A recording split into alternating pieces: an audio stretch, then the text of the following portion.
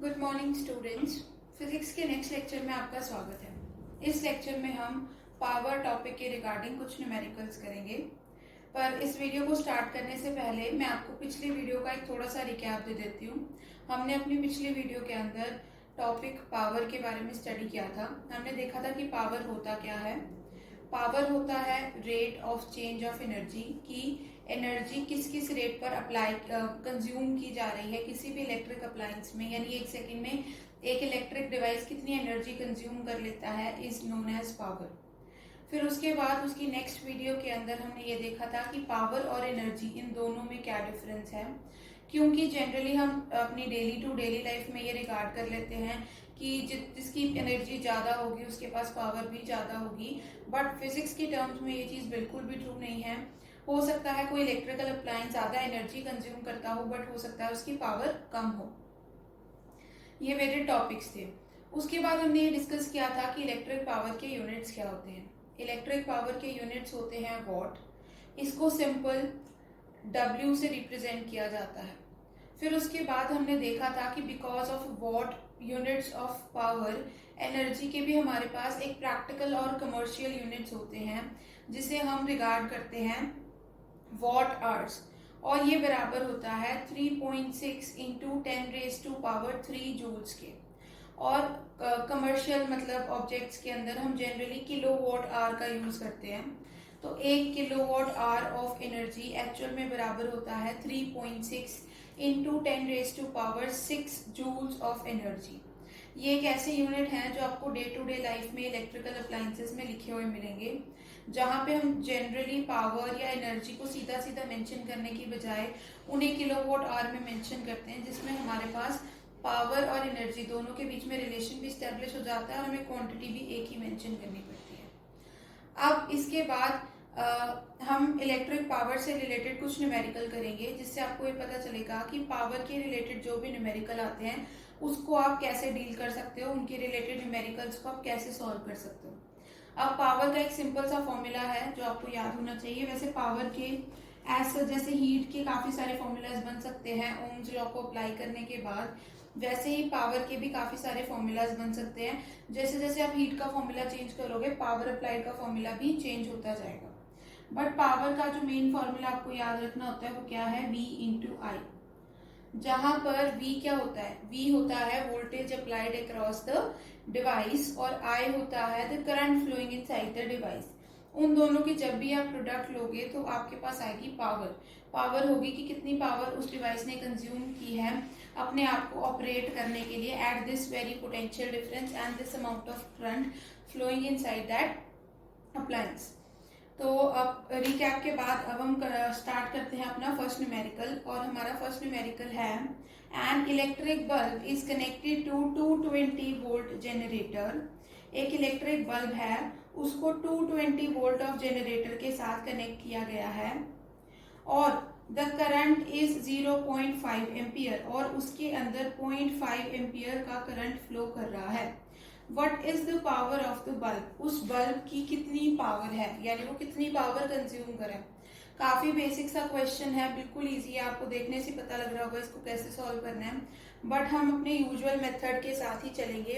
हम क्या यूज करते थे, हम सबसे पहले ये देखते हैं कि क्वेश्चन में गिवन क्या क्या है। तो सबसे पहले गिवन है उसका पोटेंशियल डिफरेंस, कि वो कितने पोटेंशियल के साथ कनेक्टेड है। ठीक है, तो सबसे पहले आप गिवन क्वांटिटीज लिखोगे। गिवन क्वांटिटीज क्या है, सबसे पहले पोटेंशियल डिफरेंस। पोटेंशियल डिफरेंस कितना अप्लाई किया गया उस पर, 220 वोल्ट्स का। फिर नेक्स्ट हमें देखना है कि करंट कितना। अब नेक्स्ट गिवन चीज क्या है, करंट। तो इसमें करंट कितना फ्लो कर रहा है, 0.5 एम्पियर। फॉर्मूला यूज्ड हमारा क्या होगा, ये वाला फॉर्मूला, क्योंकि हमें सीधा सीधा इसमें 3 वेरिएबल है जिसमें से 2 हमें क्या है पता है, क्वेश्चन में गिवन है, तीसरा हम कैलकुलेट कर सकते हैं। तो पावर क्या होगा, V इंटू आई। वोल्टेज कितनी है, 220 वोल्ट, और करंट कितना है, 0.5। 0.5 को मैं क्या लिख सकती हूँ बच्चे, 1/2 भी लिख सकती हूँ ना। तो इसको 2 के टेबल पे कट करो, क्या आएगा, 110। यूनिट पीछे क्या आएंगे, वॉट। जब हमने वोल्ट मतलब वोल्टेज पोटेंशियल डिफरेंस को भी उसके एसआई यूनिट में लिया, वोल्ट करंट को भी उसके एसआई यूनिट में लिया, एम्पियर, तो उन दोनों को मल्टीप्लाई करने के बाद जो आंसर आएगा वो होगा आपका वोल्टेज या पावर अप्लाइड। ठीक है, आई होप आपको ये न्यूमेरिकल समझ में आ गया हो। इसके बाद हम एक नेक्स्ट न्यूमेरिकल करते हैं। इसको मैं इरेज कर लूँ, आप इसको अपनी कॉपीज में नोट कर लेना।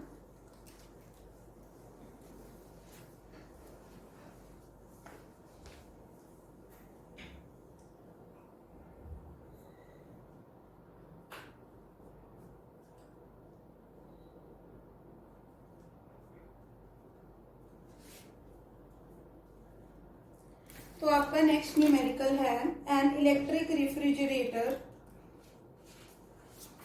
या उससे पहले एक बार हम कोई दूसरा न्यूमेरिकल सॉल्व करके देखते हैं, ठीक है। An electric motor takes 5 ampere from 220 volt line. Next question है an electric motor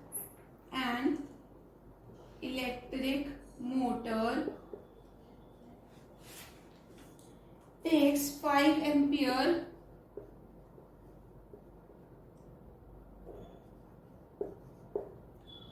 from 220 volt line. Determine the power of motor या calculate the power of the motor and energy consumed in 2 hours. And energy consumed in 2 hours. तो ये भी कुछ पिछली बार जैसा question ही है, पर इसमें थोड़ा सा एक और एडिशनल चीज है कि आपको इस केस में एनर्जी कंज्यूम्ड भी निकालनी है। देखिए मैंने कंज्यूम्ड लिखा है, इसमें आपको एनर्जी कंज्यूम्ड भी कैलकुलेट करनी है। तो जब भी हम क्वेश्चन को सॉल्व करेंगे, हम अपने पहले वाले जैसे मेथड हम अपने हर एक क्वेश्चन में हमने यूज किया है, उसी मेथड को साथ लेके चलेंगे।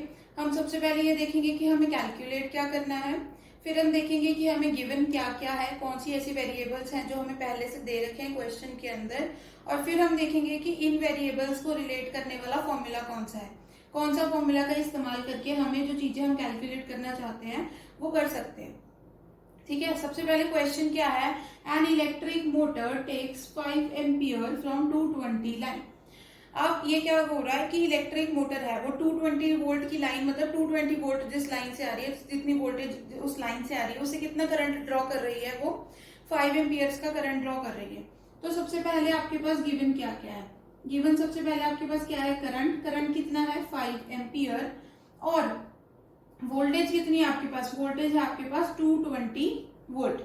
फिर आपको कैलकुलेट करने को बोला गया है कि पहले कैलकुलेट करना है आपको मोटर की पावर, और दूसरा आपको क्या कैलकुलेट करना है कि कितनी एनर्जी कंज्यूम करती है, कितनी एनर्जी को आप एच से भी डिनोट कर सकते हो, ई से भी, कितनी देर में, 2 घंटे में कितनी एनर्जी कंज्यूम करती है, आपको ये चीज कैलकुलेट करनी है।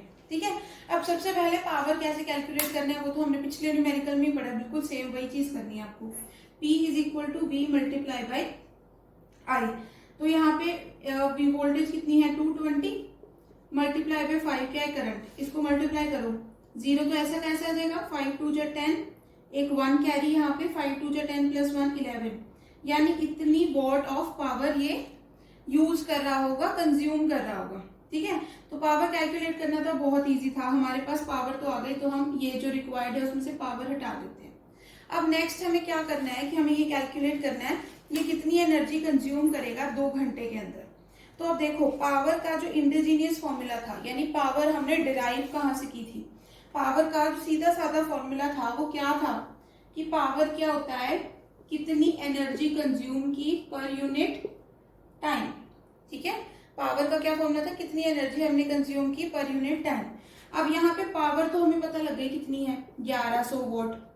ठीक है, एनर्जी हमें निकालनी है और आपको टाइम दे रखा है, कितना है, टाइम 2 घंटे है। ठीक है, पर आपको ये पता है यहाँ पे ऐसा यूनिट के अंदर जब भी आपको टाइम लेना है तो आपको टाइम किस में लेना है, सेकेंड्स में।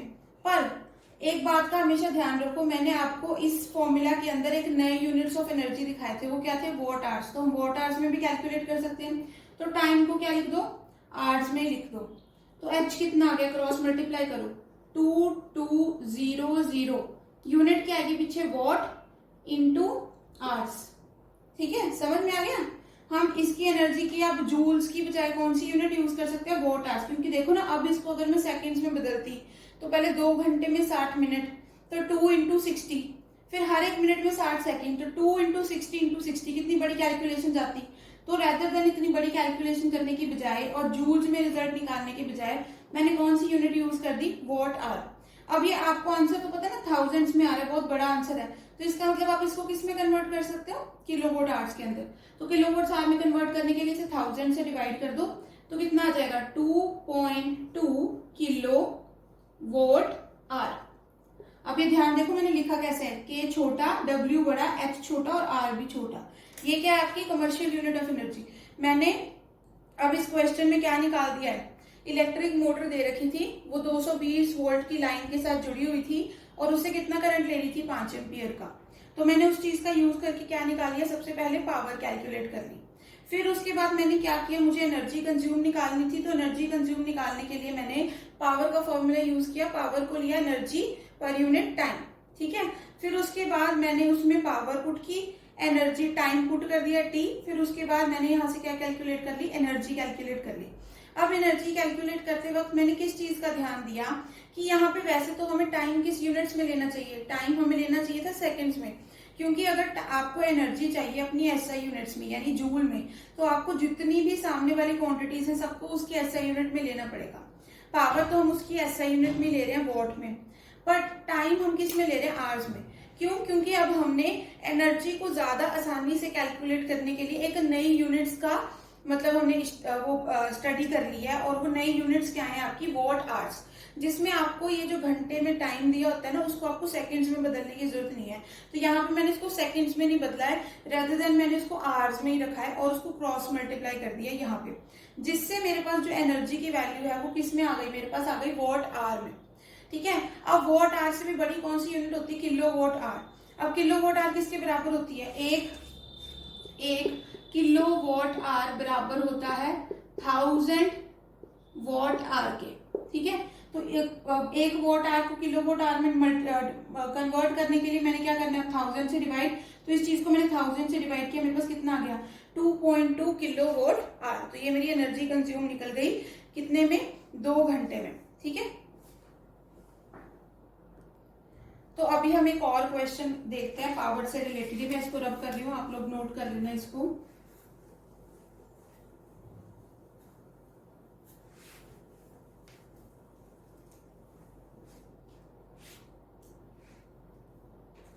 अब हमारा नेक्स्ट क्वेश्चन क्या है, an electric generator rated 400 volt and electric refrigerator